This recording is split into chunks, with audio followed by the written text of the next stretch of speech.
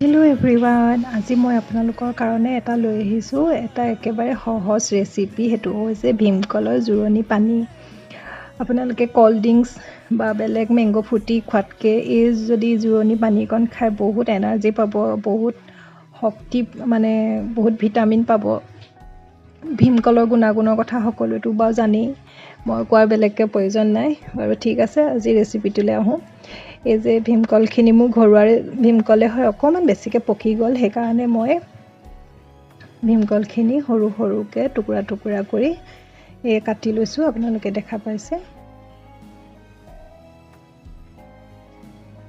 আৰু এই বাকলিটো আপোনালোকে খাৰ খাওঁ বুলি ক'লে, কল খাৰ যিটো খাৰ খাবৰ কাৰণে বাকলিটো ৰাখি থ'ব পাৰে। আৰু এই টুকুৰাখিনিতে মই একদম ফিল্টাৰৰ পানী দিছোঁ দেই, যিহেতুকে খাব লাগিব।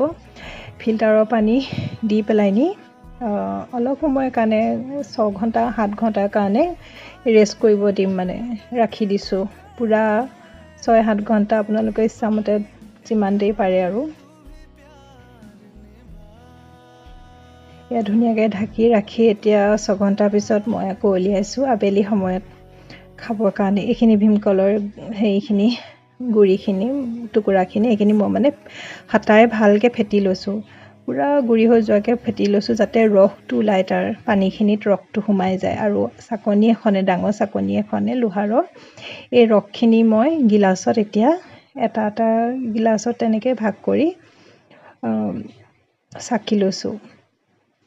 আৰু এই পানীখিনিয়ে মই এতিয়া খাবৰ কাৰণে দিম।